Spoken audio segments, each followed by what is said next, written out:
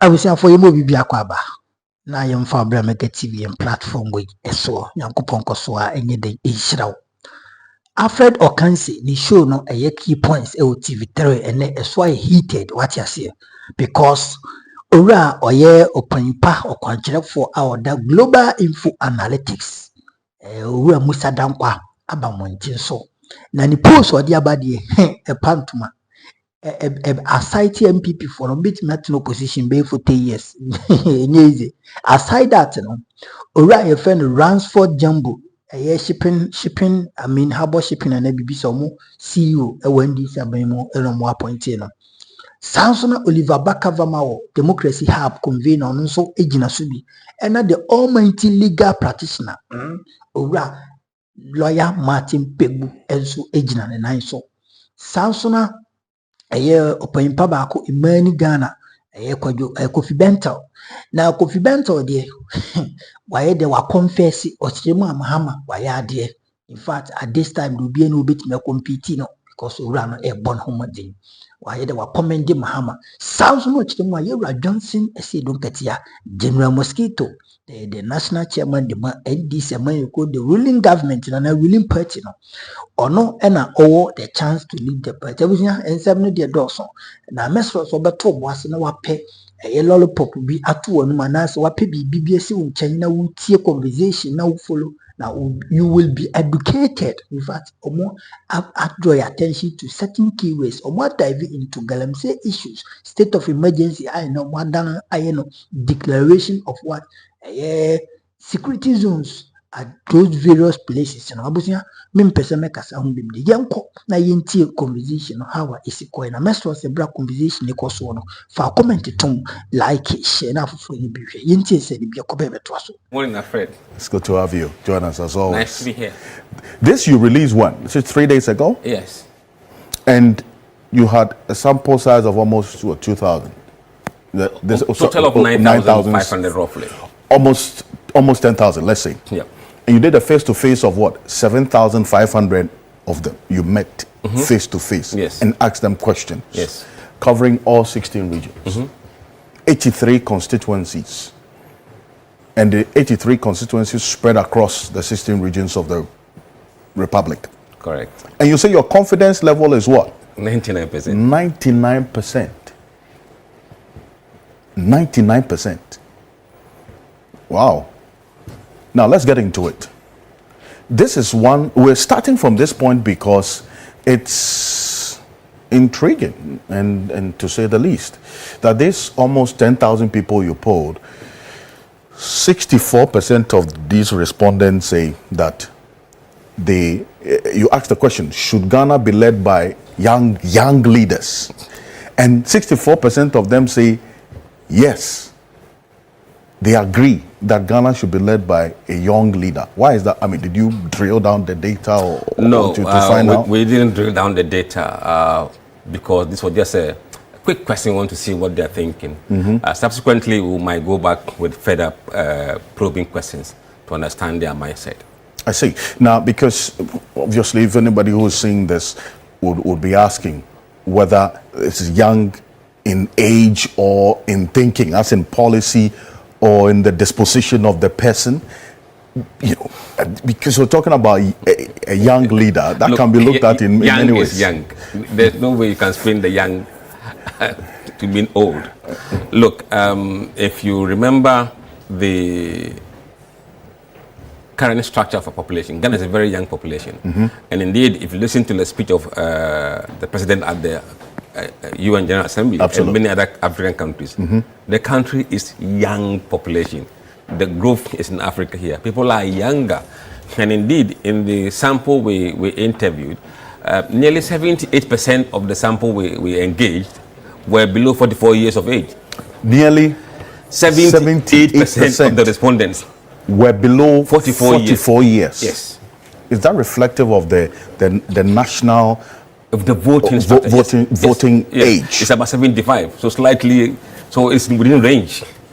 Okay, so the total number of eligible voters nationwide are About 75% of them are below 44 years. Are below 44 years, 75%. Yep. So this sample size age bracket is reflective of what and 64% of them say that they would prefer a young leader. And that's why I'm not spinning the young. In fact, the 64% include even some of the old ones. Some of the old ones. Yes. They say they want young leaders. Yes. You see, this mindset is one that Lawyer Martin Kpebu has been advocating for quite a while. That he says what he wants someone who is youthful, right? But then it also sends another signal, because the other persons, all these persons who are contesting to become flag bearers for both the NPP and the NDC, none of them can be described as young in the words of age. Okay, that's why I was asking if we look at the youthful definition in other areas apart from just the age. I think. Look, it's about age. It's about age. It's about age. The respondents want someone who is young. Yes, as simple as that. It's about age. And comparatively, they are looking at what we've had in the past. Okay. Recent past. Nado was 73 or so when he became president. And that probably is the benchmark they're looking at, and trying to see, no, maybe we want younger people to lead us. And look, subsequently, we have come up with the first data. Somebody else, and indeed, with time, we can go back and probe this question further. But it is clear that these people want people who reflect their youthful exuberance. Absolutely. And it's interesting. You see, what's the probability that a young leader would do anything different from what the old leaders have done? You see, it's about the thing. It has to be something beyond just the age. No, you see, you have to connect with the people. You are governing, right? The people are around 44 years of age and below. Your thinking, your mindset must reflect them. That's what they want to tell you. You must be able to connect to them and understand them better. The older you are, the less likely you can understand what these guys are thinking. Really? Yes. Okay, so let's look at the ages. Let's put this on the screen right now, because you see, all these persons have gone beyond the definition of the youth or the young leader that you're talking about. Okay, because for instance, Johnson and Shedun Ketia, let's say for the NDC, these are the top runners. The last poll that you did, this is what was the outcome, isn't it? Yes. That Haruna Iddrisu, based on the people that you polled, 27% of them said that they prefer Haruna Iddrisu as the flag bearer for the NDC. 26% Johnson Shedun Ketia, 22% Dr. Kasiela Tofosin, Julius Debra follows in that order, Honorable Samuel Okujeto Ablakwa, and Dr. Zaneto Ajiman Rollins. Look at these, the first four. The ages of the first four top runners. Haruna Iddrisu, 55, 56 years. Johnson Shedun Ketia is 68, thereabout. Johnson Shedun Ketia is 68 years. And Dr. Kasiela Tofosin is the youngest among them in terms of the ages. 47. He's 47, turning 48. Then Julius Debra, 59 years of age as well. Same age with Dr. Mahmoud Bawumia. Look at the NPP. Dr. Mahmoud Bawumia, 59, is almost equivalent to the percentage that you got in there. Kennedy Japan, it's about, he's beyond his 60s. No, he's 65. 65 years. Then Brian Champong, 52 years. You also have Dr. Yasser Duchum beyond his 60s. So, based on the ages of the front runners of both the NPP and the NDC, they don't fit this definition that you're talking about. No, I didn't define what age bracket they mean by young. But we're talking about young. We know what we mean. No, it depends on whether.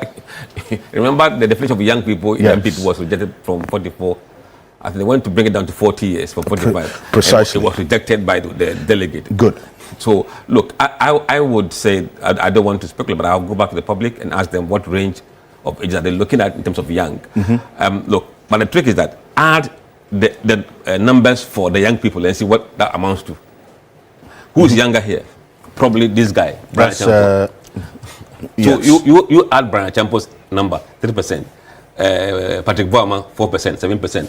Add that to Baome, probably he's probably the third youngest, right? Yes. What do you get? In the third youngest. What do you get? Most of the voters are picking these younger people. 63. Yeah. If you're doing, yes, the percentage. So 63.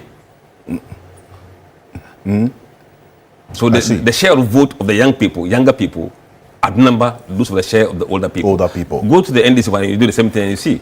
Okay, let's look at the NDC one. Yes. Right. So if you are adding, look, Zinato 4 plus Ablakwa 8, what do you get? 12 plus Atufosin 22. That's 36. You add 34. Add that to the next young one, 27. What do you get? So 34. Majority. That's 61. So you can see that the preferences are going towards the younger leaders. That's a clue. So this reflects Exactly. what you're so the sentiments are towards the younger leaders. Absolutely.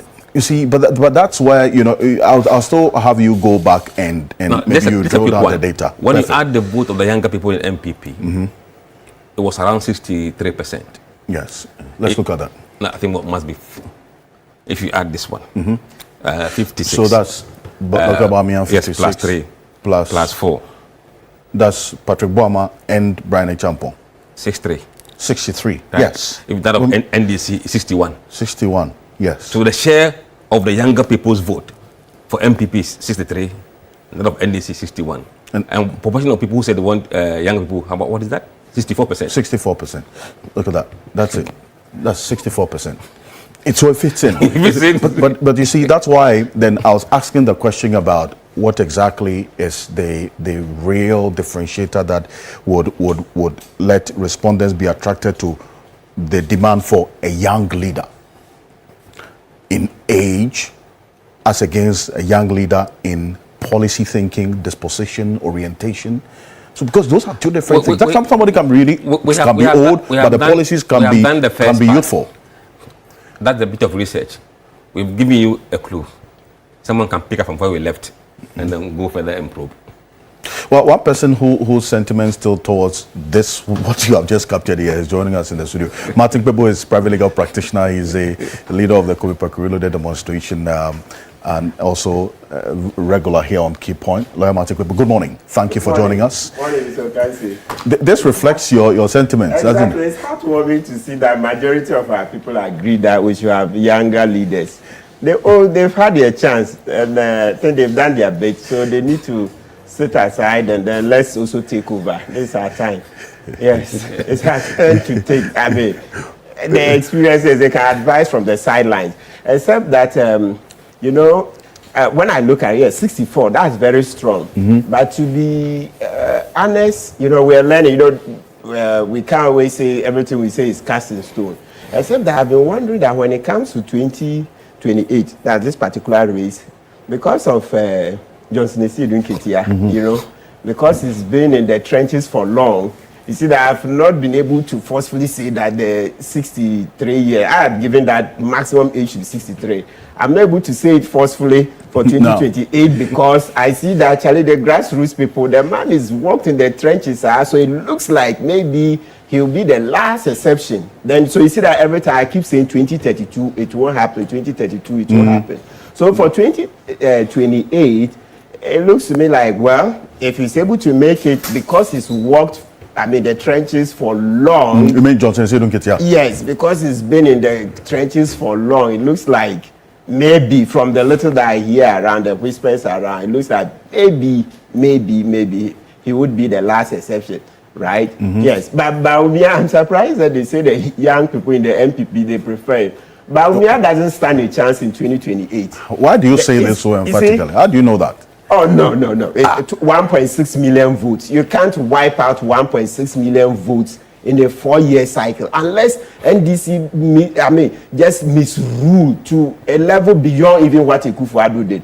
I think we are going to sit down for them to do that. They won't get that chance. What Akufo-Addo did was the last. There's still a lot of anger in the system. You see why John Mahama's approval ratings, which we will get to, yes, is coming down. There's still a lot of anger. What Akufo-Addo did to us We are not going to sit down for that to happen again. Then this country will explode. So the only chance you say, or the factors that will play to the advantage of the NPP is if the NDC misgoverns extremely beyond what we saw. Akufo-Addo did.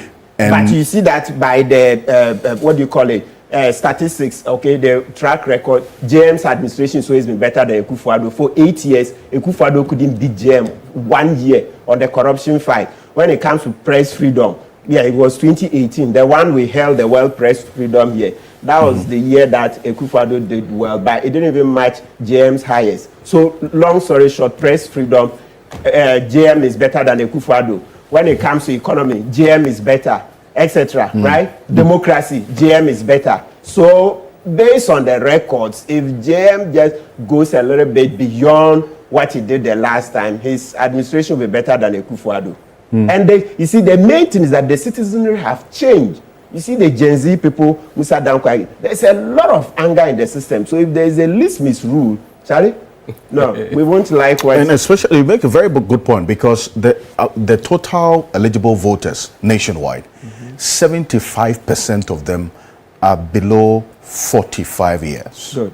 So these are people who are either in the middle or upper class. They've experienced the real impact of the economy over the period. A number of them have been hit in many ways by the economic situation, the governance situation. They live the realities that we talk about on a daily basis. Yeah. So that will definitely influence the decision they take on who becomes leader. Yeah, absolutely. That is what we're seeing. Absolutely. Yes. And so, yeah, let's say, is the economy stupid? First, you start with the stomach. Indeed. Yes, people's sustenance needs, because the first human instinct is self-preservation. As you try to preserve yourself, one of them will be you have to live first. Absolutely. You have to eke out a living, right? Yes. So if you look at it in that context, yes, this current administration, you have JM is 1958, right? So about 67. Right? So, but as I said, you are looking at the old track record.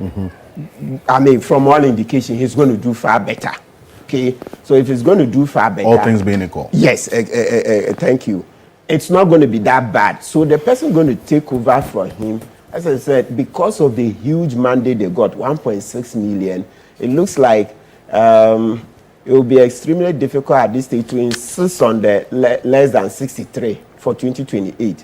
But beyond that, I think the voices will count a lot more. This is because yes. I mean, that's based. This is your view. Yes. You see, and I like the viewers to understand it in that perspective. You're saying because of what you have picked on the ground, with respect to the front runners of the NDC flag bearership, even though Musa Danquah's poll puts Haruna Idrisu ahead, you say that it's too early to discount Johnson Esiedu Ketia. Don't.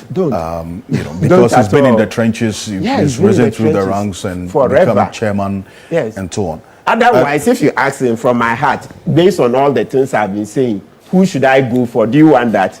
Do you want that? Oh, from my heart, certainly I would have gone for Atuforsin and Okujeto straight. Your vote will be for Atuforsin and Okujeto? Yes, because you see, the Evers haven't been on the ballot for a long time, since JJ left, right? So for a long time they haven't been there, right? And Atuforsin, because like so compromise candidate between Haruna and Esiedu Ketia. Yes. Because you know that between actually Esiedu Ketia and Julius Debra, Haruna's son, you see, Haruna is a very affable lawyer, everything, but you know, the demographics. I think the demographics, we still have a bit of a challenge in terms of our demographics. Yeah. Yes.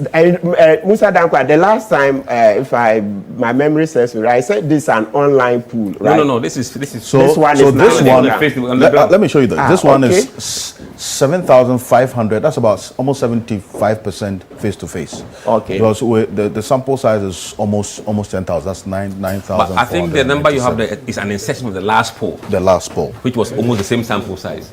You know, so that's reflective, and it's important you bring these denominators, because that also helps in understanding what we have here. There must be a story behind the numbers. Yeah, they must give us a direction of the thinking of the people. Let me acknowledge the presence of Kofi Bentil. He is a private legal practitioner. He's a vice president of policy think tank Imani Africa. Mr. Bentil, good morning. Thank you for joining us.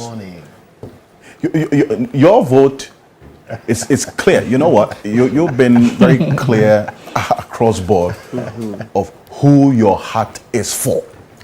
My mind too. And your mind that Dr. Mahmoud Bawumia has your love. No, there's not just love. What else? I think of the lot there, pound for pound, ideas, the nature of the man, his experience, everything. They are good guys, but definitely, I think of the lot.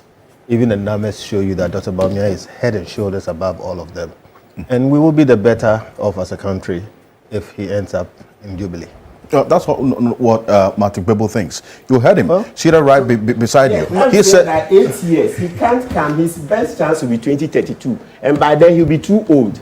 He'll be almost 70 years. No, we're not going to say that 2032 to be ruled by a 70-year-old. No, those days, they are over. Okay. It's just that 2028, well, we're not too sure. But 2032, anybody beyond 63 years has no chance. I see. No, there will be no chance. Well, let me hear Mr. Bento. I think you it's let very clear my in brother his Matthew go on and on and on. Look, on this matter, listen to me. He is so wrong.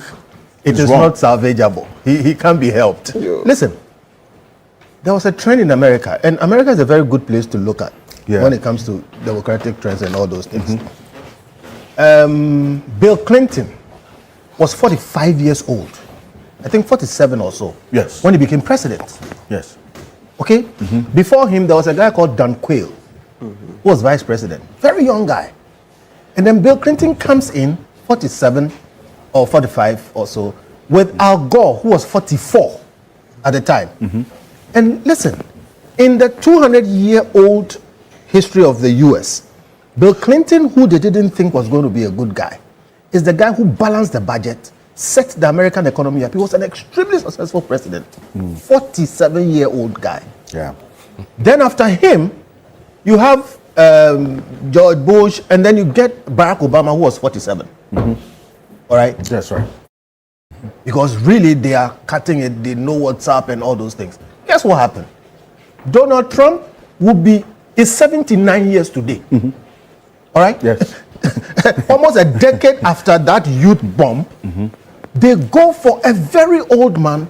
And I'm telling you, in the last 100 years, Donald Trump has been the most impactful president in the U.S. Impactful. For right or for wrong, different thing. What I mean is, no, that's not the point. The point I'm making is, age is just a number. And Donald Trump has wiped the floor with all those younger guys and all they stood for and all their potentials and everything. So there is nothing that Martin is standing on to talk about his age politics and we will not allow this and you know that. Who are you? The point is this.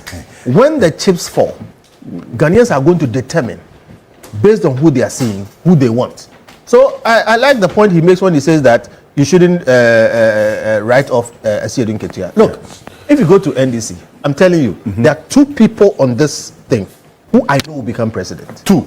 You want to stick out your neck? I won't stick out my neck for anybody. But they are my friends. And they will become president. They will become? Oh, yeah, they will become president. In my lifetime. Okay. Oh. In your lifetime? Yes. Okay. Easy. But Asiedun Ketia is one of the smartest politicians this country has ever seen. And his biggest asset is that he casts himself in such a mode that you always underestimate him. And he'll kill you. All right? So look. Like a submarine politician. Yeah, you know, he comes across Koko Ase Krachi. He's a supremely smart guy. And he's extremely effective. All right? So see, don't use age at all. Look, we are experiencing a youth bomb. The millennials, you know, Gen Zs will take over. All right? They will take over. Exactly. No, let me finish my point. That generation is the no-nonsense generation. They don't have reverence for anything. They don't have respect for anything. They look at what's on the ground and say, what's good for me? And they move. So the one who is going to prove himself as capable of doing the things that we need to do If he's 100 years old, they'll vote for him. Age is nothing. Nothing. I can go on, but forget. Age is nothing. So the major denominator you look at here is the one who is able to prove himself. Yes. That he can do and meet the expectations of the young people. Exactly.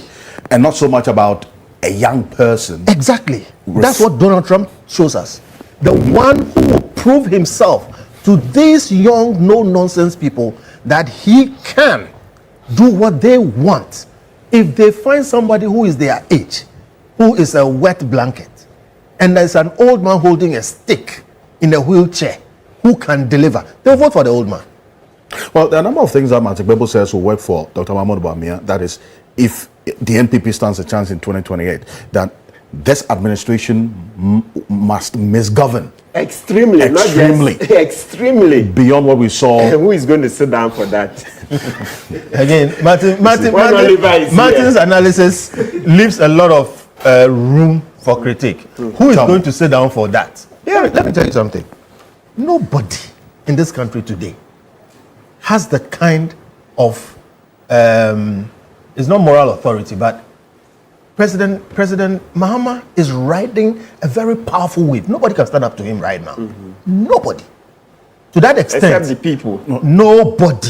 No, listen, okay. Let me finish my case. When I say nobody, what I mean is nobody can even mobilize people against President Mahama today. It's extremely popular. All right? And the nature of the man is such that he never goes to any extreme. Too good, too bad. No, he stays there. So you will not be able to raise anything. It will take a huge tsunami.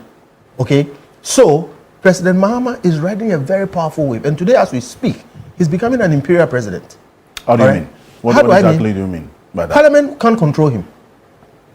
And the judiciary can't control him. If you say they can't control him. I'm saying can't. Cannot.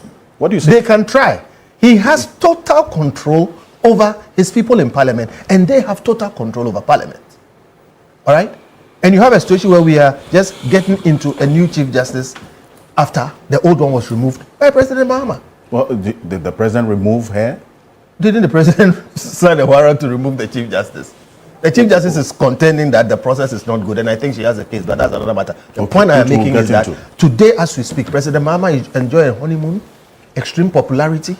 The parts of government that have to control him by virtue of the nature of our constitutional architecture, Parliament and the judiciary, he's neutered them. All right? So if you put that together, nobody.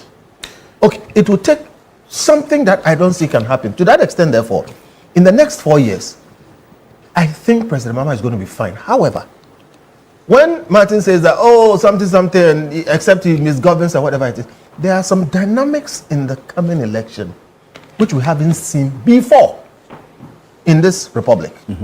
A 4-year presidency. And usually, after a 4-year presidency, they will get a second term, even if people are disaffected with them. The power of incumbency and a number of things will lead to a second term. Now, but that is if you have the same horse. So if President Mahama was going again, I can sit here today and tell you that chances that he will lose will be very slim. But he's going to change horse. NDC is going to change horse. A new person is going to come in. New people come in with their baggage, okay? And they may or may not have the blessing of the previous government, as in President Mahama. Who does President Mahama favor in the NDC race? People will tell you it's Julius Debra. All right? But there's going to be this break and change of horse. Julius Debra will have to bring his own heft, okay? And then President Mahama will have to really help him. In our history, the help of incumbent presidents to new persons has not helped or has not been successful. There's rumor that President Kufuor wanted a different person other than Nana Akufo-Addo. All right? It didn't happen. And President Kufuor is very popular. There's a rumor that Nana Akufo-Addo wanted a different person apart from Mahmoud Bawumia. What happened? Bawumia won. So incumbent presidents and their support of their candidates don't usually turn out to be right. And that fact that there is huge disaffection with NPP and the Danado government, which led to a number of people staying home, and those who voting against the NPP should not be written off. And 4 years is a long time to cure some of that. So I am quite sure some of the NPP faithful will come back to vote. And there is a definite possibility that even if President Mahama has done well, because he's going to change horse, because NDC is going to change horse, they may not vote for him. I So see. look, the dynamic we are going to go into after the next, in the next election, we've never seen before. Okay. So we'll have to listen to people like Musa Danquah very closely. And in fact, that's why he's here every now Yes. and then, because it's one that we would have to reflect and reference when we're talking about the data-driven conversation. So it's not just about, for you, it's not just about the misgovernance or good governance or otherwise that we'll experience in the next 3 years and 3 months. But then again, the transition process Yes. in the NDC Yes. could also have an impact. Yes. So much so that A good governance will be useful. if the transition process is smooth and they choose someone that the party people want And President Mahama and wants. President Mahama wants, that could also influence the outcome. Oliver Bakavomawa is here. He is a private legal practitioner as well, the convener of the Fix the Country movement. Good morning to you. Hi, good morning. I hope you're It's doing been a well. while. It's good to see you. Yeah, I'm happy to be here. Indeed. Now you caught in the conversation as we started, but you haven't lost so much. Does this reflect what you see? That yes, you are a representation of, maybe for want of a better expression, a representation of the generation that is demanding this kind of leader. Despite all my gray hair. Despite all your gray hair, yes. I'll say this. I see, first of all, maybe it's reacting a bit to Kofi's point, that we are a bit formalistic in thinking that, institutions that are necessarily created by law are the counterweights in a democracy. For instance, you talk about the judiciary and parliament. They are not necessarily where you go for how the opposition to the president, or how to keep the president in check consistently.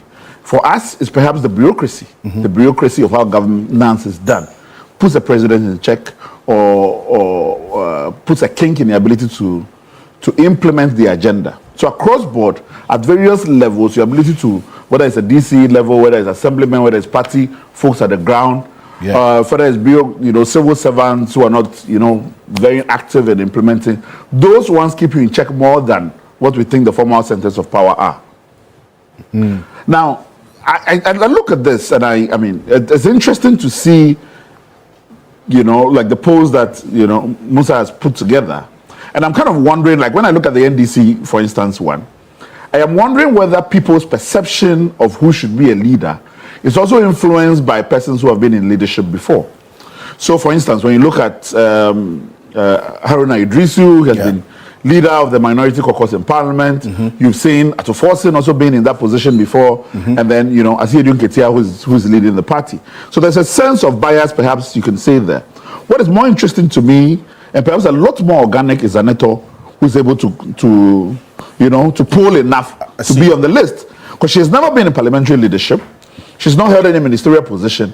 But there's a sense of affection that still kind of people want to see. And that's interesting. Zaneto Rollins? Yes, Zaneto Rollins. So that's interesting. And potentially, perhaps there's something more there than we think we can fully articulate. And we're seeing a lot more of her in the media now. She's granting interviews, doing, she's likely to be somebody's vice. Youth-oriented kind of engagements, lifting, stuff like that. And what I find curious, though, yes, is some of the conversation around Haruna Idrisu.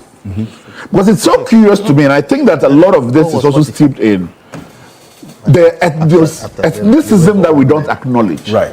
Like it is perfectly fine for candidates from the south to succeed each other. There's no problem with it.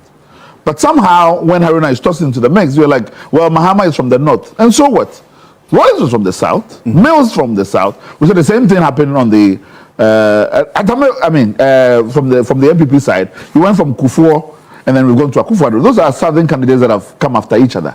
So it's never been a problem. And I'm quite, interested in why this is a big thing that we need to talk about. So I'm not somebody who's going to rule him out necessarily. As in just because it's Haruna Idrisu. I'm not going to rule him out. I think that even internally, that he has such a strong presence in the north that I don't know. I believe sincerely, if any candidate here partners Haruna Idrisu, they're going to win. That's my sentiment generally, in terms of kind of how strong he is. I think that the southern candidates will divide themselves up in the south.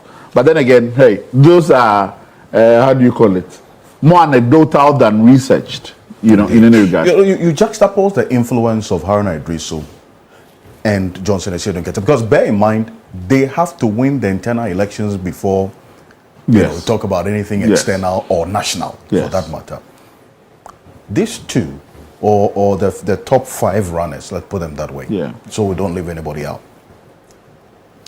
If you look at the influence they have within the party, internally, now, would you say that Haruna Idrisu, Johnson Essiedu Nketia, Tofos and Julius Debra, they can muscle it out, and you would have a clear-cut winner by now, sticking your neck out that, look, this person is going to be the one who would come out? I genuinely believe that Haruna Essiedu Nketia and Julius are going to... The competition is between them. Not in terms of for the flag bearership. Julius Debra? Not for the flag bearership. I'm saying that competition is between them, is that they're going to be cancelling each other out more. Right. It's not surprising to me that Essiedu's first stop is the Eastern region. It's not surprising to me. So I think that there's going to be a sense of competition between them. Tour. Yes. That for the thank you tour, right? So that is not, I think that in that process of cancelling each other out, that might allow somebody like, Haruna to go and skate a bit. Now, when I look at this, I think that if by providence, Essiedu and Haruna decided that they were going to partner somewhat, they're going to run away with the tickets. And the same way, I think that if I don't know, I'm actually more surprised about Tufoson's numbers than anything. I'm more surprised by it. I don't know whether it's, because, it's polling voters, right? Not delegates, essentially. So I don't know. These are voters. Voters. So I'm not surprised by him. I haven't gotten the sense that he has such, clamor around persons who are likely to vote in the primaries. So I don't know. His numbers are quite interesting, and perhaps we'll see what that becomes in the long run. And it's work, a number of things are working for him. The economy, finance minister, he's not talking too much. His neck is deep in the job. So yes, that's why, Mr. Danquah, what really led you to even you throwing his name in the midst of this? Because he hasn't, been on the lips of people. You just have to be realistic in terms of people who could. And the finance position is a huge portfolio. You can't leave him out when he's capable of leading. So you have to pick those who have shown interest, including those who haven't shown interest, but you think there could be a critical equation in who becomes NDC's flag bearer. So the list you have here, in fact, in the next one that will come out on Monday, the list has been expanded, and all the big guns. You have more people than more people than what we have now. Because people were calling and said that, look, my guy is contesting. This guy put me in, put me there. So when we settled that round, so did you add the Agric Minister, Eric Opoku? Everybody is included. I see. All right. So, what do you know about Agric Minister?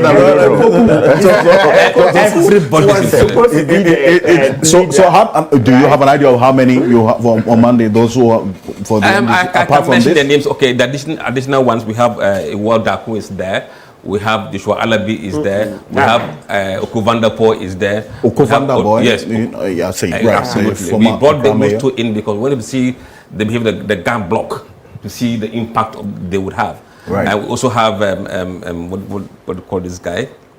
Spirit Gabatu is there. So we have all the names that in addition to these ones. The names that won't interesting stuff.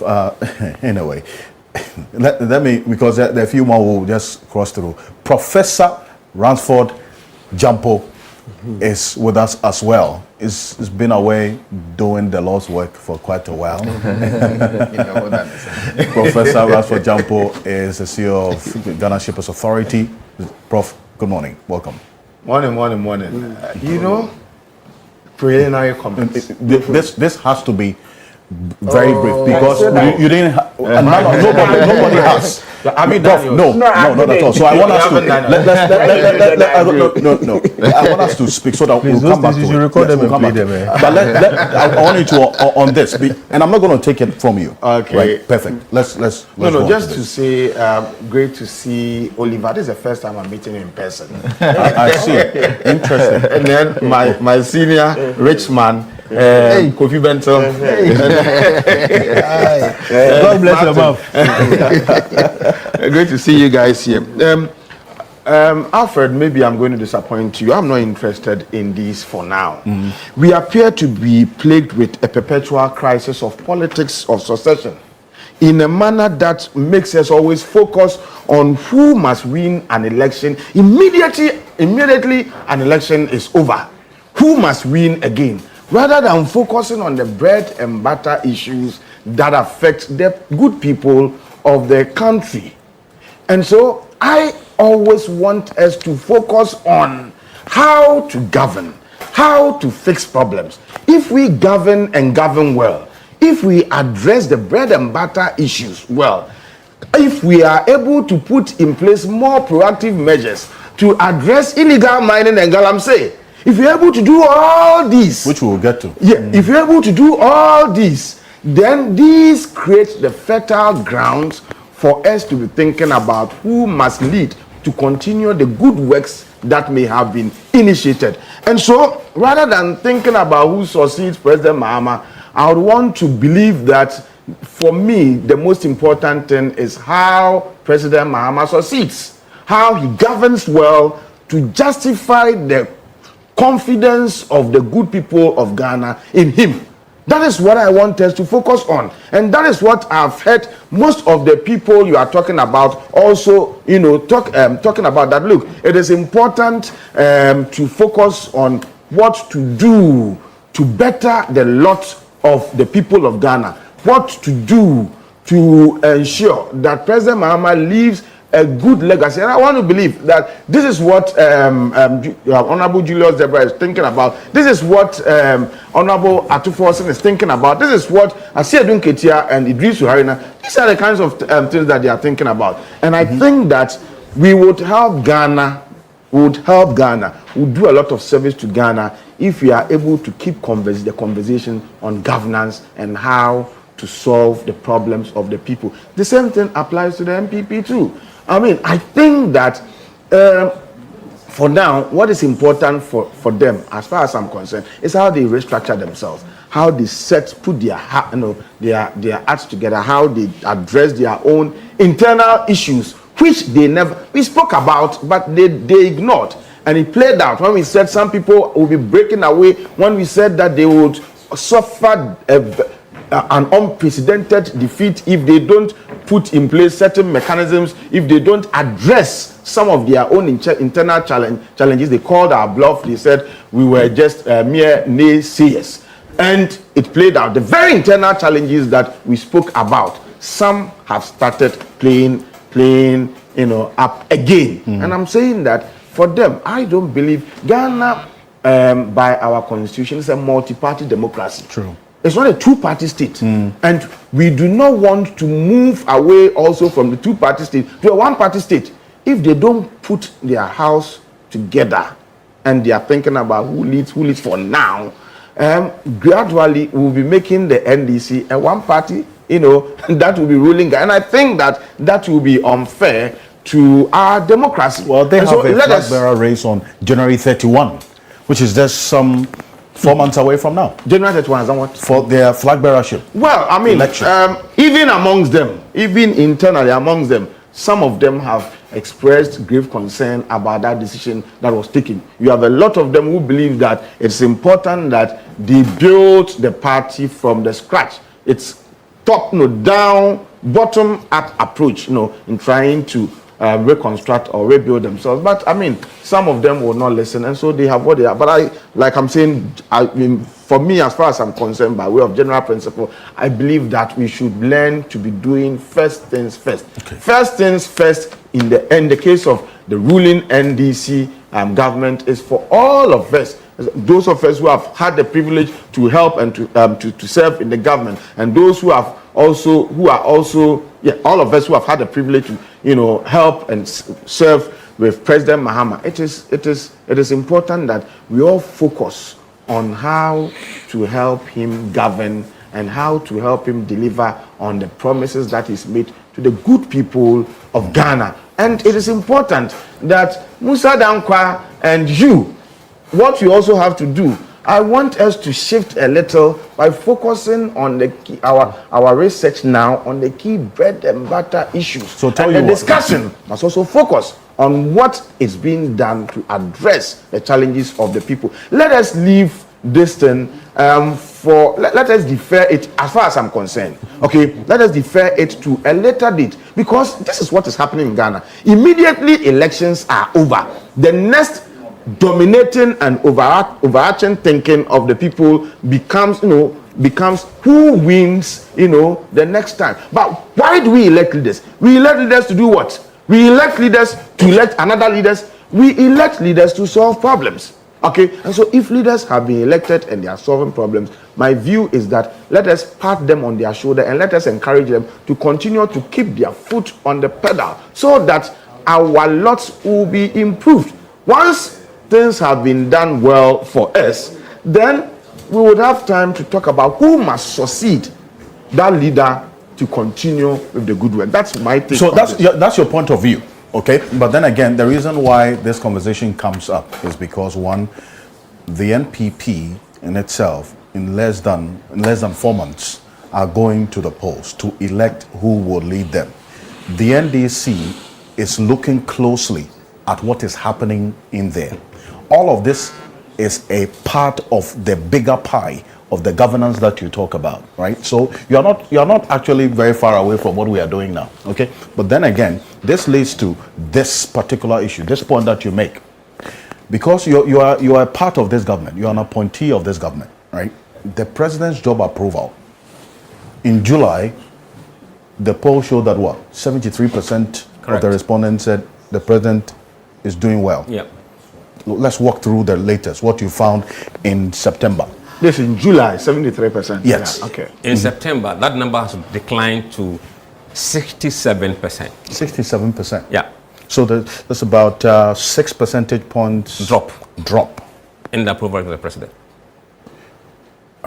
That should be concerning for you, Prof. Jampos. Well, 73% dropped to 67%. There are so many factors that are variables that can go into explaining this drop.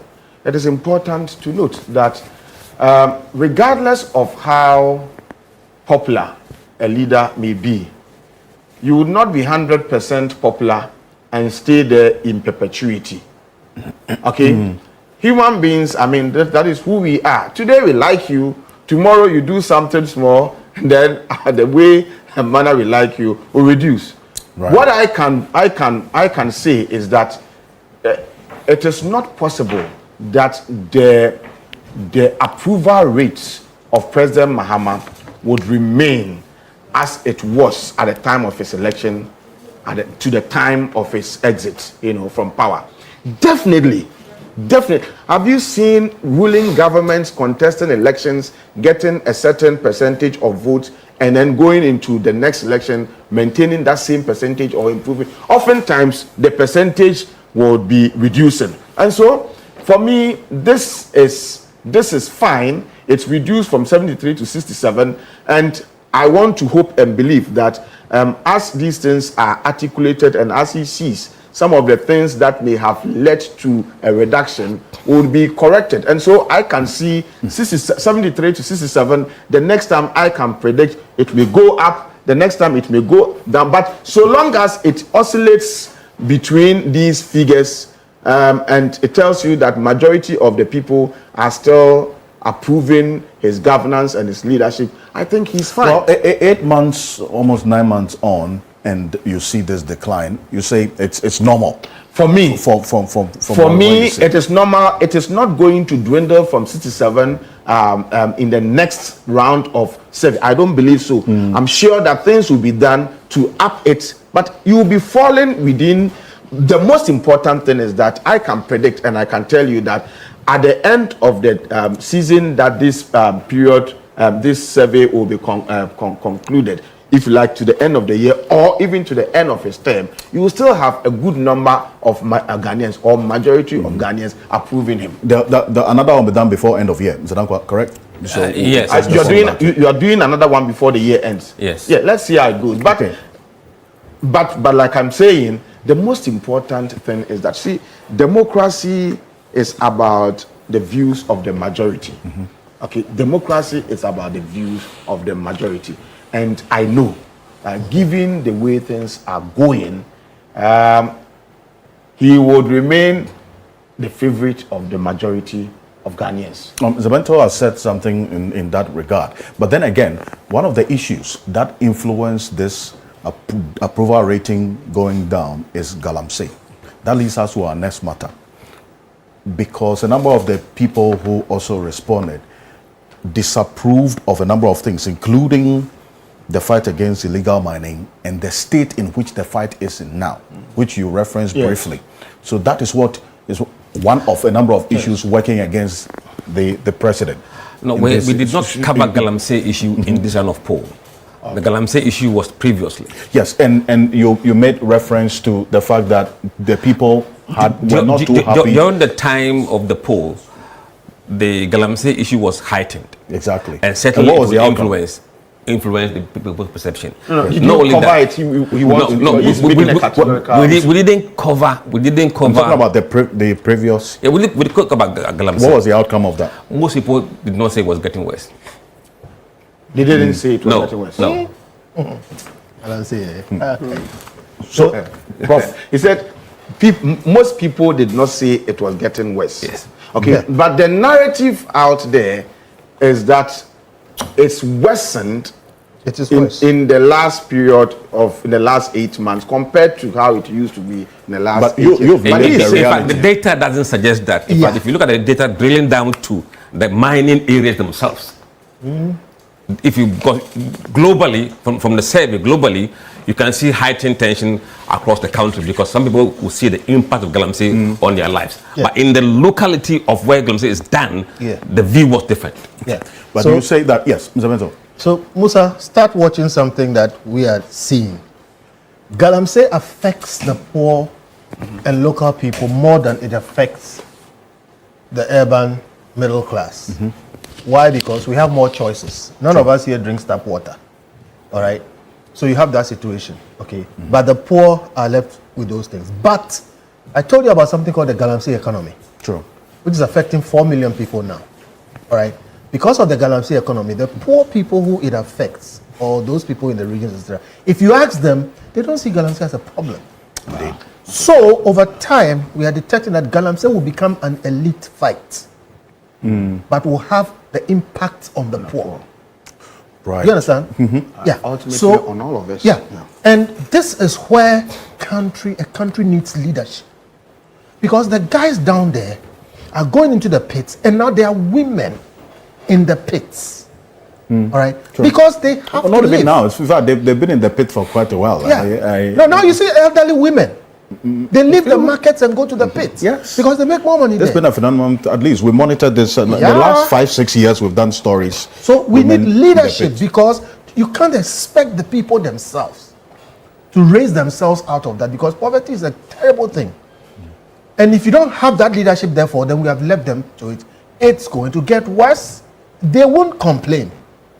But then the country will pay the price. So this is where we need our leaders to get up and say, hey, you are making money from it though, but you are going to end up with a child who has 3 legs. In fact, so I agree that so Kofi is saying that it may be true that the data on the ground may not suggest that the people are worried about it.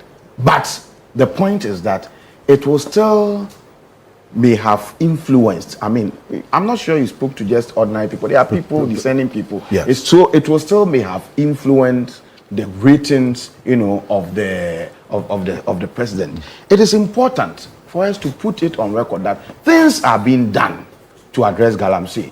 That notwithstanding, you have a good number of people, including civil society leaders, who still believe that more radical interventions would have to be put in place to be able to address the canker. And it is a legitimate call for the good people of Ghana to say that, look, we have seen what is being done. Recently, yesterday, when I knew we were talking about it, so I called the minister. Minister, so what is the latest intervention? Said, now they have water bodies and certain forest zones have been declared as security zones. Yes. You are aware of that? I'm aware of that. In fact, let me just say this flows from a recommendation exactly a week ago on this show. Oh, exactly a week ago. Kofi Bentil made that proposal that instead of a state of emergency, why don't we look at the declaration of security zones of these areas? I think the minister picked this without you see, and that is any payment to Kofi well Bentil, by the done. way. And that is, and Kofi, give me a high five. You've done well. And somebody suggested it. And that is, you see, I was going to say, or you see, and that is one good thing about President Mahama. You see, he listens. Martin Kpebu used to have a certain description of President Akufo-Addo, which I disagreed with. I don't want us to go there. But President Mahama, you know, in the lead up to the 2024 elections, a campaign promise was the law that was passed by the previous government that actually allows people to go and mine down Ghana and leave dangerous ecological footprints, you know, on the environment. The campaign promise was that when NDC wins, they were going to repeal that law. And then a party won, and some way, somehow, they said, oh, there are aspects of the law that you can tinker, you can just remove and then allow the law. The people, we sat here, civil society, the people said, no, you will not allow you to just tinker with that law. Throw the whole law into the garbage. Now, today, we are being told that that suggestion of the people has been listened to, and that's so the next parliament, that entire law will be thrown away, so that it becomes absolutely illegal for you to get into the when forest. parliament reconvenes. Yes. Okay. So President Mahama has listened, and then I'm being told, I didn't watch. I mean, for some reason, I was very busy last week, and so I didn't watch. But I called the minister yesterday, and after that, I'll be on key points. What is the latest intervention are you putting in place to address illegal mining? He said, now we have declared those areas as security zones. And I said, what does that mean? He said that now, previously, you send soldiers and police officials there. When they are going, we are told that they themselves will announce their presence. We are coming also. If you are there, run away. The people will run away. They will go and station there for 2 days. They will leave. And then the people, and when they are leaving too, they will inform the people, please, we are leaving, so go and mine. And then the people will go. He's telling me that now, in declaring the security, those areas as security zones, you're going to have these soldiers stationed there permanently. Hey, we don't want soldiers or police. Well, the security agencies stationed there permanently. And once they are permanently there, they are now empowered to deal with ruthlessly with people. Ruthlessly. No, you see, Martin, please. You see, so because it is a war. You see, I kept saying yes, but wars are also fought with rules. It's still law. Yeah, war is war. Okay. Hold on. What I'm saying, I'll come to you. So what I'm saying is that these security agencies are going to be stationed there permanently, and they've declared those areas as security zones. And so if you trespass, they will deal with you. And what worries me is that, you see, Ghana, Yepasem, Israsem, Galamsey is a war against all of us. Okay, people are killing us. We are being killed slowly. But when you respond, the one who is putting poison in our water to drink, and we are drinking and we are dying, if you eliminate him, you get people like Martin Kpebu to come and say that, but why should you do this? And so we must fight it. We must resort to all drastic measures to fight it. But when the same drastic measures are being resorted to, we'll come and sit here and talk. Okay. So what should we do? And so, well, I want to commend the minister. Told me this today, and I want to commend Kofi Bentil and this platform that if truly this idea was mooted on this, I mean, we have shaped so many things, you know, in Ghana, and I'm excited to be a member of this august platform. If this idea was thrown out there, you know, from this platform, then it's something good. And so I think that we should encourage the government. We should encourage the government to keep its foot on the pedal. and to do more, even in the fight against Galamsey. It is not the case that it was good, it was bad yesterday and it can be good today.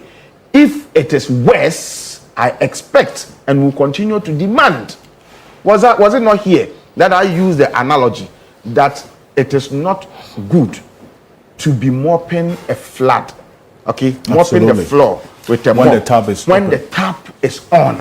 And for me, what I think must be done is that you shut the tap so that you can So mop. you supported the declaration of the state of emergency. It's a position that I hold, that I'm not shying away from, so that if there are targeted areas that we can say that, hey, here it's an emergency, declare that state of emergency, in those targets, a targeted area. And so this, we are going to do X, Y, Z. I believe it will be the way to go. But the leader of the country, who has a mandate of the people, says, allow me to, number one, revoke some of the illegal mining licenses that were given. We are told that just within the transition period, over 55 mining licenses were given, and they've all been revoked. Over 900 mining licenses are also being revoked because of certain irregularities. They are going to repeal the law that actually allow people to go into the forest to mine it down. And then we are also being told that these forest areas and water bodies have been now declared as security zones with police or security personnel stationed there, stationed there for all the time, 24/7. They're going to be there. And so the president says, well, I would now declare the state of emergency. I'll use it as a last resort if all these things do not yield the desired results. And now people are talking that to the extent that some of us called for a state of emergency, and the sitting president is saying, I want to put in place several interventions. If they don't yield, I would declare. People are talking about, why should the president say so? And people are calling me that, but I said I needed a state of emergency. Yes, you've been consistent on this part. But you see, I'm saying that you are here and viewers are here. Anytime I came in here, I made sure that, it's a principled position that I took, and I still stand by it. Okay, well, Mr. Bentil, I'm going to come to Oliver for good reason. But Mr. Bentil, this is not the first time we're going on this path. In fact, the previous administration declared these areas a red zone. The water bodies and the forest reserves, a red zone. Deployed military, police personnel to guard these red zones. Now we have the same format but with a different name. So we have a security zone. How different? Because I was looking for the detail. For example, I've spoken to the minister, giving some pointers of what detail would be in this security zone. We see something similar in the red zones as we saw. What difference do you want to see to ensure some level of efficiency as against what we saw when we went on the path of declaring these places as red zones 3 years ago? So it's like they say, a distinction without a difference. And the politicians play us.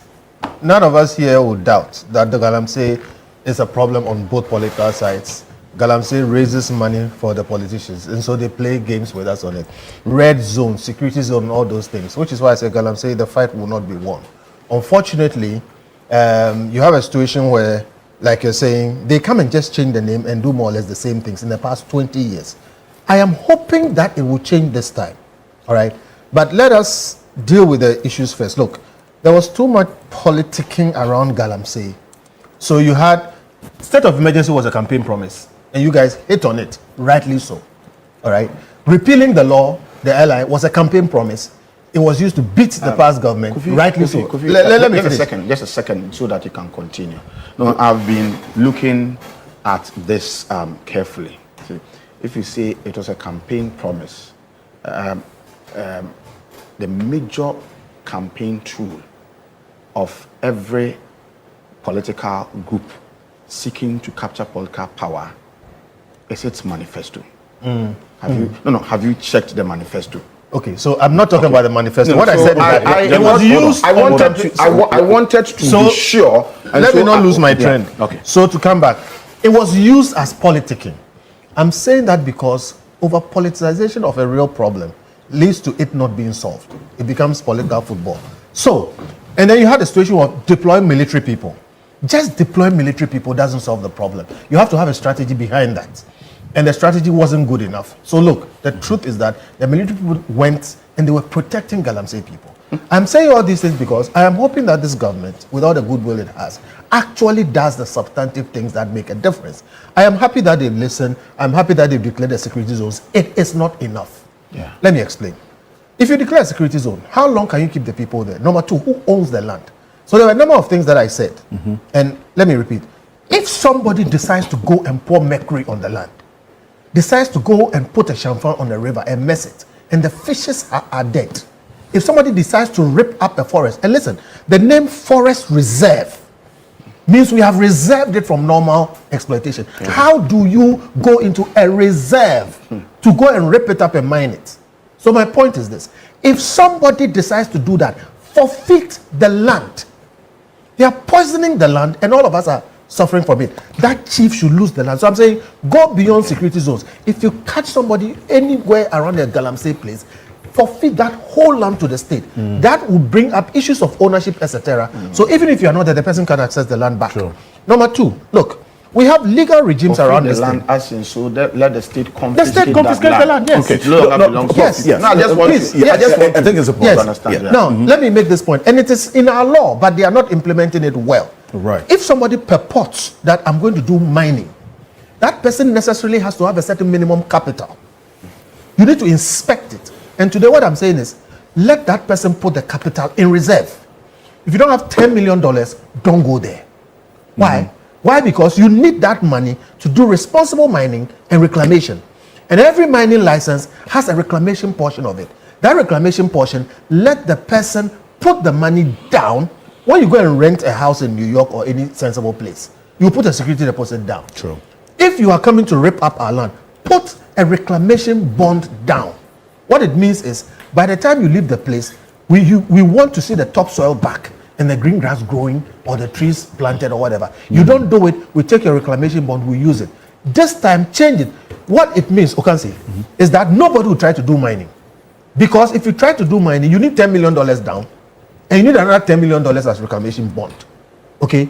I am saying we've been mining for 100 years. True. How does Johannesburg make it? How is it that we don't make it? It's because we are not applying things properly. So this issue of forfeiture can be done.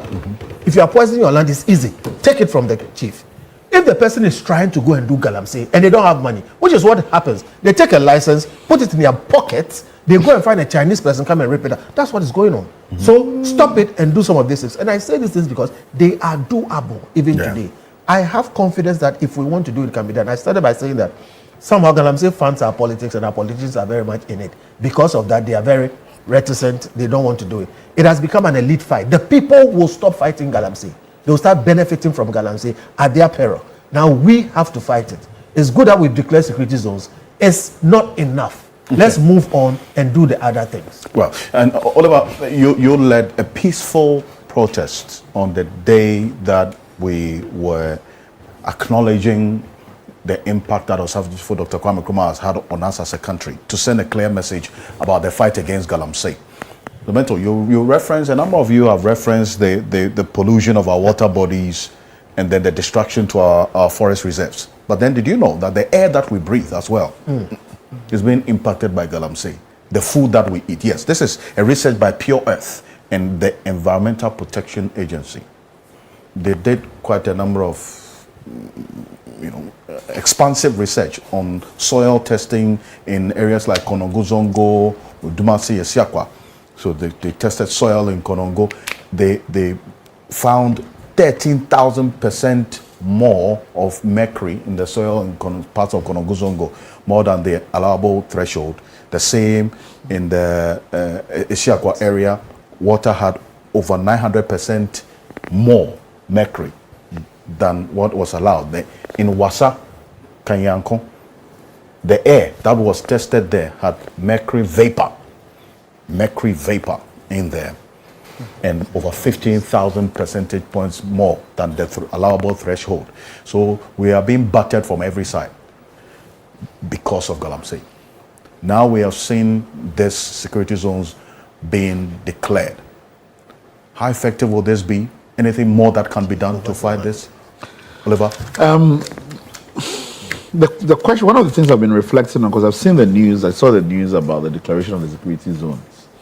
And perhaps a more legalistic approach is I don't know exactly what that means. I don't know by what instrument it was declared. If people are found within those zones, what is the legal consequences of that? Yeah. All of that, I don't know. Specifically what do you mean? If it is about a military strategy of not only reclaiming and leaving but reclaiming and holding, then I know that, okay, what they mean by that is that we're going to station people there. And that's what we're calling security zone. Okay. But there's a difference, legally, in terms of what we want to do. So I don't know yet, so I don't want to speculate about that. And for me, I don't want to pick and choose in terms of, whether, okay, we sent 2,000 more or 3,000 more or whatever it is. My job and consistent thing that we want to keep doing is that the missing piece or the consistent piece that we must continue to bring into the conversation is how we mobilize ordinary folks to come and have this conversation. If Kofi says that the issue has been over-politicized, then we depoliticize it by ensuring that it is driven by civic people, right? Ordinary folks, whether in those communities, and I've been in several of those affected communities where we are holding trainings for community leaders about how they can take measures within those communities and drive self-help mechanisms. Those mechanisms are important for long-term resistance to whether or not there's an onslaught of politicians against the environment or whether or not there are certain individuals there against the environment. That is important to me. Right. But one of the things that I find the most curious is that we have one of the most expansive NIB of individuals who are working about in our system. Are we saying that none of them have been able to pick intelligence as to which folks within these communities are holding on and bringing in excavate, like we don't know anything. So that so far we are not seeing what we are calling the kingpins being put before court. Is that what we are saying? So that's for me is baffling. Like the real financiers. Yeah, like the financiers, we don't have no sense of how the money is moving about. Nothing. We need recall laws on that. So I don't understand. Like I don't get it. So for me, it's okay. We can do this, but mind you, like in terms of the information you showed, the security zone has no implication on the soil quality, water quality, and all of that. Yeah. So what is the plan? Like I've seen this consistently. I've seen the EPA put this out. I've seen the water folks complaining about this. So what is the plan? Like we don't have any roadmap from the EPA as to this is what we are doing to clean up. I'm not seeing anything from the Forestry Commission. I'm not seeing anything from what's the name, the Minerals Commission. In terms of even this NCCE's role in the conversation, I haven't seen it. In terms of leading the public advocacy, I haven't seen that. I haven't seen any data or any conversation from the Ghana Health Service, which is telling us that these are what we anticipate. Kofi calls it people being born with 3 legs. This is what we anticipate in terms of the effects on humans, and this is how we are preparing for those. I don't know anything. So the fight has to be a bit more broader than boots on the ground at this point, because so much mess has already been done. So what is the plan? And also the process of depoliticizing the conversation as well is ensuring that the technocrats and institutions take the lead. I'm not seeing that happen. So that for me is more concerning as to the sustainability, as to how integrated all of this is. This is not just champagne burning and soldiers fighting people approach. It's a more holistic and global fight that we need to be involved in. You mentioned, no, I'm sorry. No, I was going to say something that we need to be careful. I understand perfectly. I got arrested in the former administration over this very issue. That I understand that this problem that the government has inherited is bigger than the economic problem we have.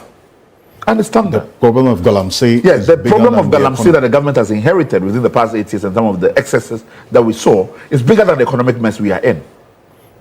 But the government needs to be very careful that at the end of the day, that the president, in how he fights this, he doesn't end up being called the Galamsey president. What do you mean? Because he was not able to, within his term, to deal with it effectively. Our demand has been that we don't want to go into the next election with Galamsey again on the ballot. If not, then we have made a mess of the term. So this is a big issue for the president's own legacy and for what he intends to achieve. Maybe it's not the hand he chose. Maybe he was hoping that something else would define his term. But this is the biggest crisis that the administration is facing. And it's important that even when voices like myself speak up, it is not suggested as if we are not aware of the things that have happened in the past. It's perhaps those of us who are most aware of what the president has to achieve and what is up against that ought to be listened to. We are consistently talking about this. So I have two main things. One, as a demand that the NDC commits that by the time they are electing their flag bearer, that we're no longer talking about Galamsey. Give us an effective timeline. So that's one of the things I'm asking for. Two, that when we are going into the next polls, Galamsey will go back to the traditional issues that have motivated Ghanaian voters, which is the corruption and the fight on oral. but that Galamsey is not one of it's not one of them. So that's for me is where I think the concession I would make here. You mentioned sustainability of the fight. Now, with the measures that have been announced so far, do they tick the boxes, or does it tick the box of a sustained fight against Galamsey? And not just one that because the campaign is high and the demand is high now, we put measures in place, we see some progress, we go back to bed, and then it gets worse. I mean, my view is that demand ought to continue to be high. Because the only way in which you can keep what I call high energy politics is that as long as the sense of demand does not die down, politicians cannot sit easy in their chair. And so that's the only way. And that's why for me, the arm of, getting the public involved is important, because we are the only ones who can secure for them not being, being able to act and continue to churn out measures. I mean, a few months ago, the minister cried on national TV. Wasn't that the point? Wasn't that the crisis point? So it's not about now. It's also about, okay, how much we're putting more pressure on the system to believe that, okay, there are certain benchmarks by which we must commit to. And if we have clear benchmarks or timelines, then what does that entail for us as a government to be able to deal with this? And you at least some detail of this security zone must be given. No, absolutely. I think that it must be given. What does it even mean for the EPA that there's a security zone in place? What does it mean? Are we suspending completely also forest entries? We're talking about the airline. I understand that the airline is going to be repealed. Yes. But for those who have been given licenses, are we going to tell them that stop working in those forest reserves? Like, are we revert? Like, what does it mean? Beyond the process. Yeah, but clearly, if the LI has been repealed, then it would have implications. No, not at all. The repeal is forward-looking. There are those who have been given permits already in the past. So prospective, because I have looked at the NDC manifesto, and what they were suggesting is that they're going to repeal the LI to prevent future. So almost considering that those who have been given they should clarify in the past are going to remain. So these are things that we need to know. That's all my position on that. Clarify it. Number one, it was anomalous in the beginning to give license for somebody to enter a forest reserve. A place where you couldn't go to do normal stuff. So look, nobody should mine in the forest reserve or do anything there. So they should all get out. And then let's do the other things that we need to do. So yes, clarify it. But I was saying that the law is, at 10:30. All right. So there's a law there. And out of that is the basis upon which security zones are declared. Out of that flows a number of things. If the place is a security zone, you may not go there and do anything. Your freedoms over there are limited. Okay. Right? Yeah. So then that's just a semblance of what a state of emergency would result in. It's like, but then again, not in full scale. But then the liberties, liberties are curtailed. Liberties are curtailed there, You see, and you raised a little concern about the description of how ruthless the fight has to be, taking into consideration, the rights of people and so on.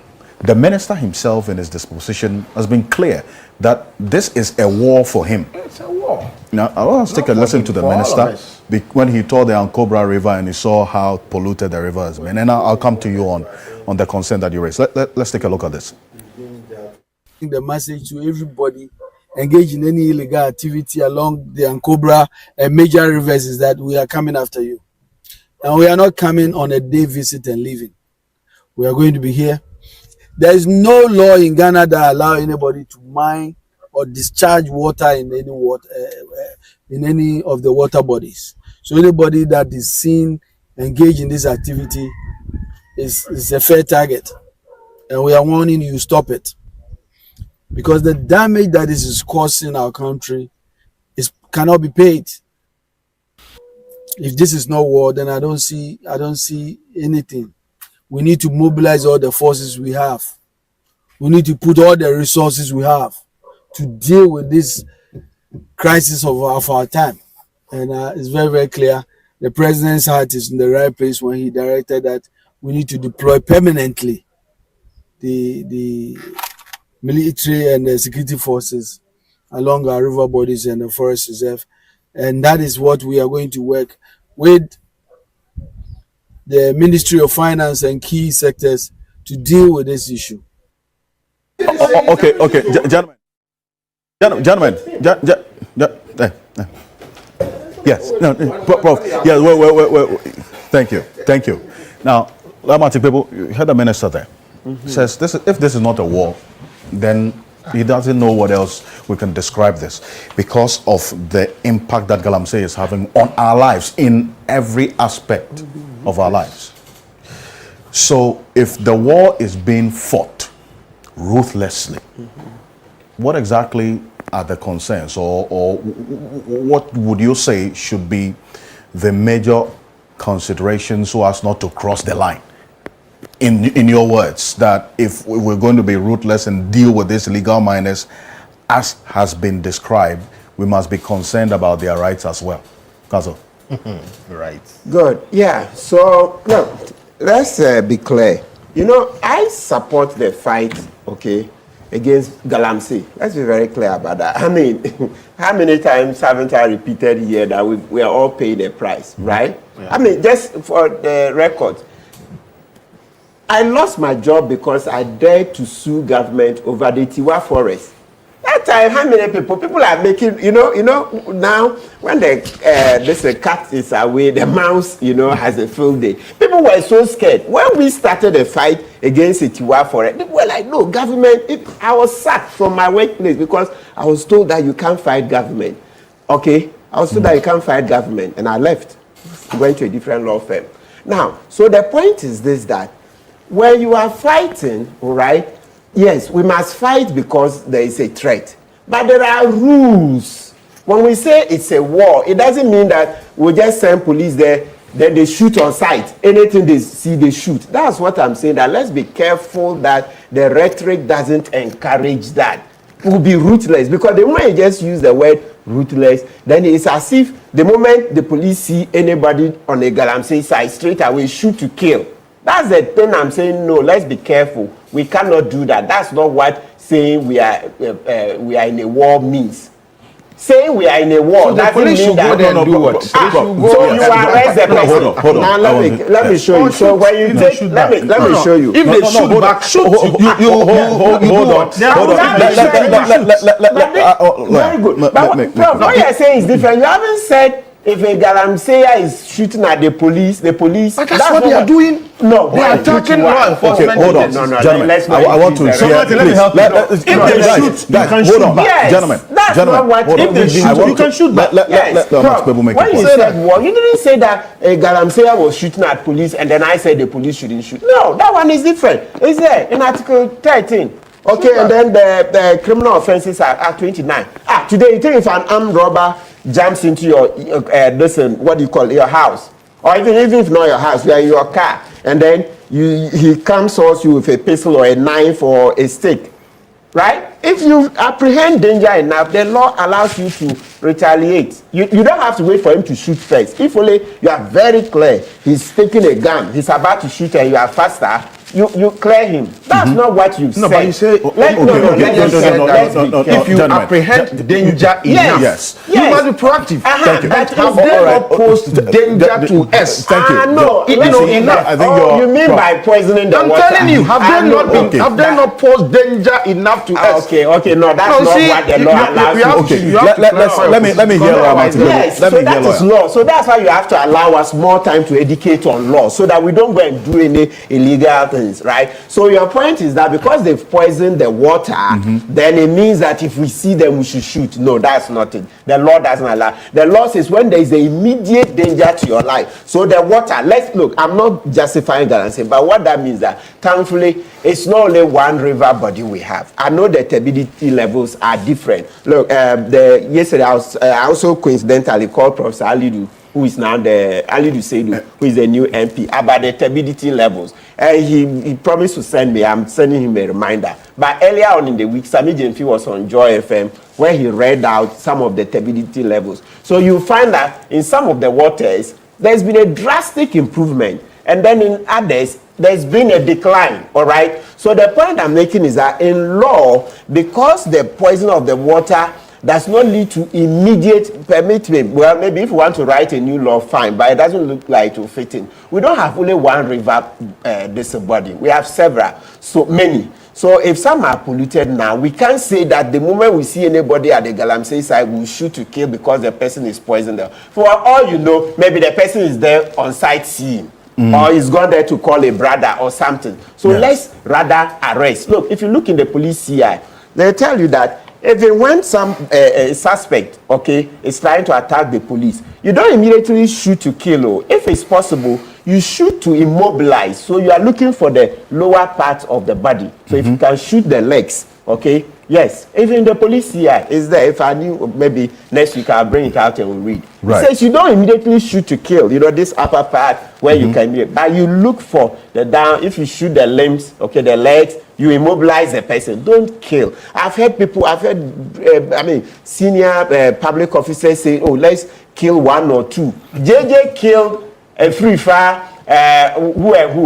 fairly, let's name them 1979. By the time JJ was living, how was corruption? Weren't there even allegations against JJ himself? Didn't he take money from Abacha? Didn't JJ take money from Abacha? So what I'm saying is that yes. Didn't JJ take money from Abacha? Later on, didn't he admit that he took the Abacha money? Right? So the point is that please, let's use due process. If we get too emotional and want to say we'll kill, then we'll end up killing all of us and then we'll see if you have any country. So let due process prevail. Even in war, I'm sure you've heard of the Geneva Convention. 4 conventions and then the optional protocol. There are rules on armed conflict. Even the wars you see, it's not anything you kill. If the person is surrendering, you don't kill. So let's stop using the rhetoric on killing. Please, let's stop using the rhetoric. It's very important because if we're not careful, the cure should not be bigger than the disease. It will be ruthless. Yes, ruthless. Now, ruthless within the law, meaning that using the minister. Look, he doesn't have power to set aside our law and say that anybody should shoot on sight. Is that what the minister is saying? No, he's using the word ruthless. Should be understood within the context that he means we will prosecute to the fullest extent of the law. Didn't he say that, look, if they arrest any, excavators, etc., if you come there, they will not listen. Even if you come in the name of President Mahama, they will not listen. Those are the things he means by the ruthlessness. Not that we shoot to kill anybody on sight. No. True. There is no place like that. Okay. Unless the person is shooting at the police or the water guards. Yes, that one is fire for fire. But until you've seen that the man is attempting to, snuff out your own life, you don't shoot. You don't shoot. And to be very clear, listen, when you are defending yourself under the law, when you see the person, all you need is the imminent danger. He doesn't need to fire first before you fire a retaliation. If everything is very clear that he's about to shoot you, you can shoot first. And proportionality. Yes, there's proportionality, right? Yes, so let's be very clear. When we say the police will defend themselves, it doesn't mean that they have to wait for the bullet to come first. No, if the man is removed a gun, all right, he's about to shoot, and then unfortunately for him, maybe it's not shooting, the cock is messed up or something, and you think that in the next 1 or 2 moments, if he resolves it, he will shoot you, you go ahead and shoot. Right. You see, but that is different. What should be, so you see, I think I just want us to put all of this back, sort of, what should be in terms of being ruthless to send the signal to the illegal miners? Very good.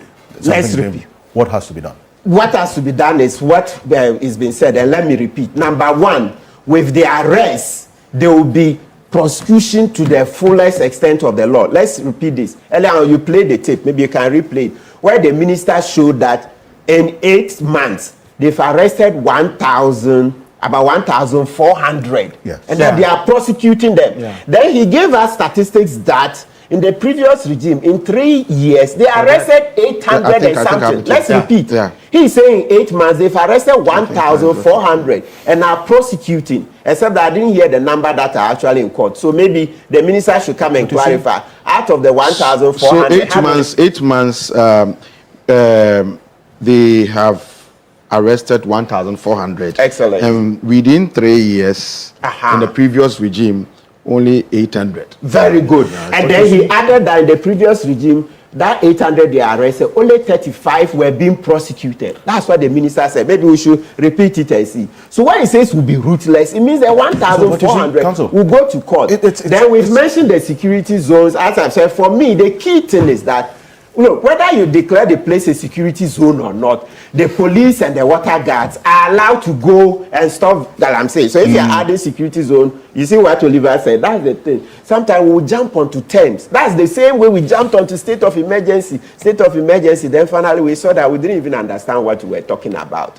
Now we've brought security zone. Let this experts come and educate us more. But in the meantime, the key thing is that security zone or no security zone, we are allowed to go in with the police and the water guards. And that's what we are doing now. And the media should have more visibility. You should have more visibility being embedded in the team so that you are constantly reporting. I think that will take us a long way. Then the court cases. Because the president in his speech 2 weeks ago said that they were creating special galamsey courts. That's not the first time. Under the previous government, those courts were created. I don't know what became of them. So if it's that they are being revamped or whatever. So let's have continuous reportage, more traction. Because like they say, sunshine is the best disinfectant, right? So maybe that's why let's just use the law. Let's use the law. We have no space in our body politic for what you call lawlessness. No, that's not what will solve the problem. Let's go within the law, because even in armed conflict, you have the Geneva Conventions. You see how you have to treat detainees, etc. We don't kill just anyhow. Okay. We don't you understand the sentiments. No, but I'll come to you. But you understand. Area, enti uti nsem and then me say, Alfred Okansi, ni show no so.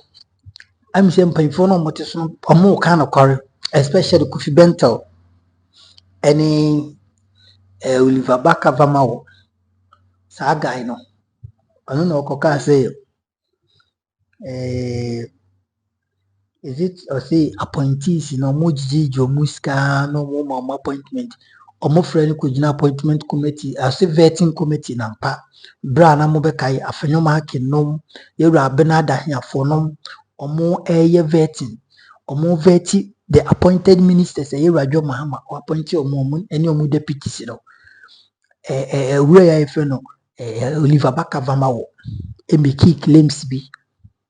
He alleges, say, Sa appointment committee no motiso, or more moyeno, or Majiji Scafish, uncle from Tomba no more from no moko.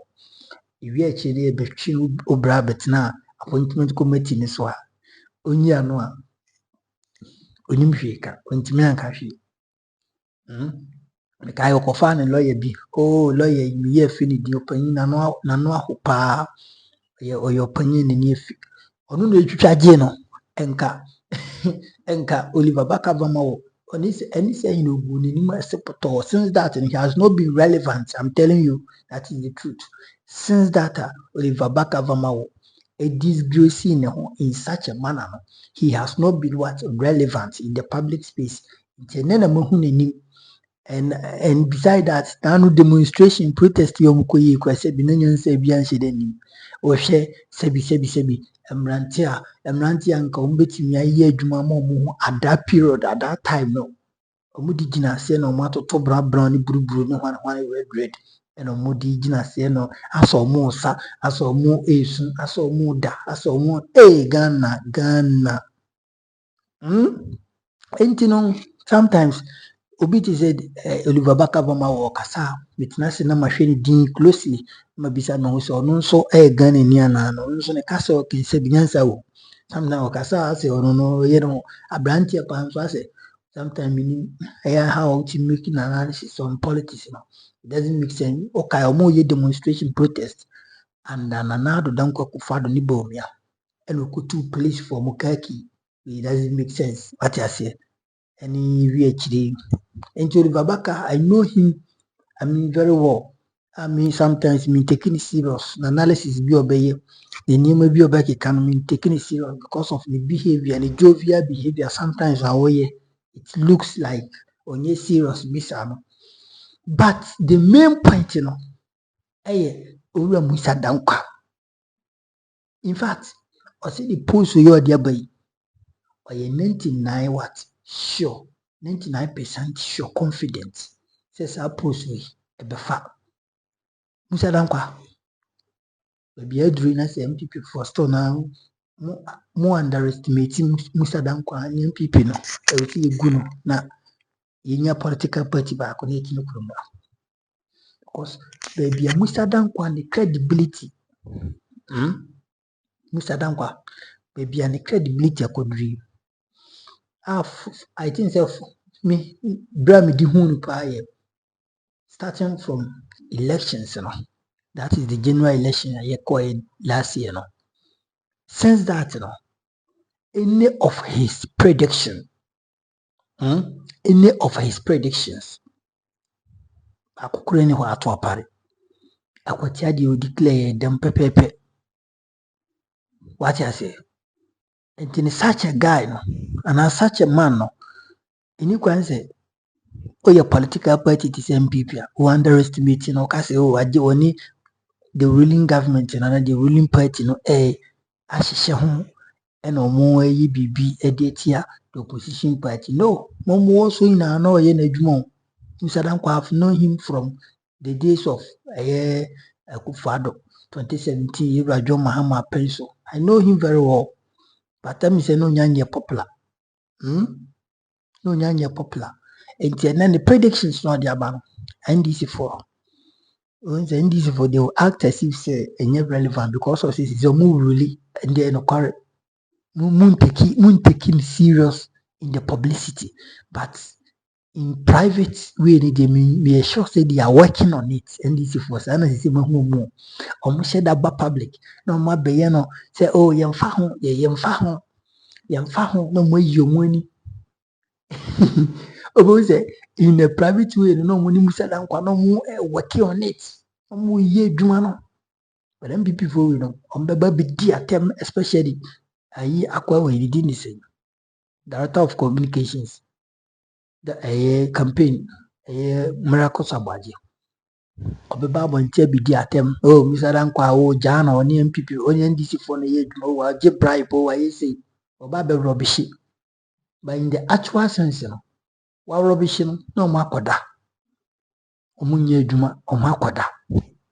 But you know this man, this gentleman, to be genuine pollster, to be genuine what? See where did he man can't bear the BBC to be genuine pollster, pollster. Just be a oyeden or ye post or be or said the name I see or our sister anymore. What I say man can't adibi missy pollster. What I say? Ain't your bush for your meaning locality. Ninsem no the Abamontin, I will say NDC force almost sitting down. No making sure very well. 2020 what? 7. I'll be your candidate. Meaning 2027 be.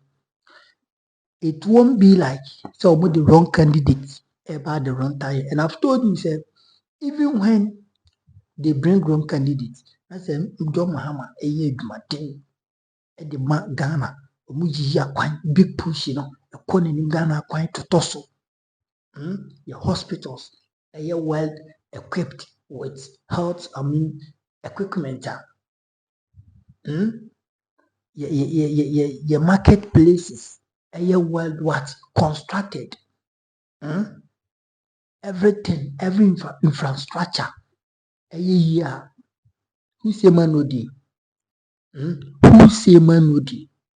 Probably things are going to turn around for the NDC. It money them munye juma. Said you na ora Professor Jambo Kasi says some day I know my intention. On the occasion of war. Omo do money fan ehwe. And on money fan so wa ba mu what I say. But on my mountain so e make say oh Musa Danquah na wa carry dey I no carry ne ye behwe onka mum dey. But no kwasem ne say wara papa a wobɛyɛ ɛna ɔde wobɛkɔ ɔsoro ahema mu. Romanfoɔ wɔyɛ ndwom bi sa wara papaya na ɔde wobɛkɔ ahema mu a wara dabi wɔnyɛ Roman no wɔyɛ sunsunsɔre. Sunsunsɔre especially ɔmo a wɔwɔ prophetess mmaa diifoɔ da ɔmo ano no wɔsɛ ɔtoa na ɔtware ne ho na ɔmo kita dua bi na ɔde si bran agyagoraja nka meyɛ aka agbagyeregba mfa kyerɛ agyagoraja yes ɔmo type of asɔre no ɛne filiko papa no ɔmo asɔre no bi no ɔho wɔsɛ wara papaya na ɔde wobɛkɔ ahema mu a wara papaya na ɔde wobɛkɔ na ɔmo tware ɔmo ho na ɔmo bɔnyo na ɔmo sa na ɔmo tware ɔmo ho wate aseɛ nti mo NDC fo mo nnwuma pa ɛna ɛde mo bɛkɔ 2028 elections a mo bɛwini asen awura 2029 nti mo mo tiri mo nya mo de mo Musa Danquah nka sisi na sisi nti no mo relax. No, you have to keep pushing. Big push said the mo di aba no big what push big push mo nya de mo push na adwuma mbrante kwa nya adwuma nye aflance mo besua mo bɛ mo ɛyɛ owura we ni din design Erica J NEIP entrepreneur bibibi ono yi CEO also obekyerɛ nkɔfɔ content creation. It is one of the brilliant ideas said the meti ami ɔmo nkyerɛ nkɔfɔ YouTube ɛbɛboa content creation is good ati ase nti ɔnyere ne ho NDC for ɔnyere mo and if they bring all these things definitely masa obi anka se pudu nhyɛ 2028 yɛde ɔmo bɛba 2029 ɔmo bɛdi president ɔmo bɛwuli Ghana biribi ayɛ dɛn akɔ n'anim amokɔ ɛsɛ NPP for deɛ no bia ɛno deɛ wara kwasi atanase wara yo bi ade sɛ wo nti that is it. Eti abusua mpanyinfoɔ no ɛna ɔmo de ɔmo conversation akogu no ɛga nso me ne de akogu me so ko Facebook sia hwɛ video ni bia ko follow me Mega Junior obo Mega Junior me o Facebook account bɛyɛ 4 na 3 nti obo ai bia be hu pictures bebree but ba ko me recommend ya mawa for now me post videos me create content wɔ hɔ amani abre ɛyɛ Mega Junior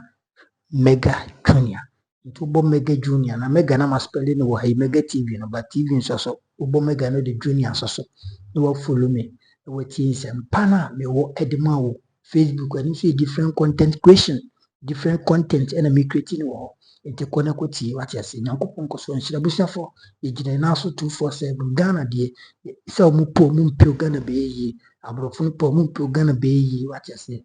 It will be a better place for all of us to live in. Bye bye.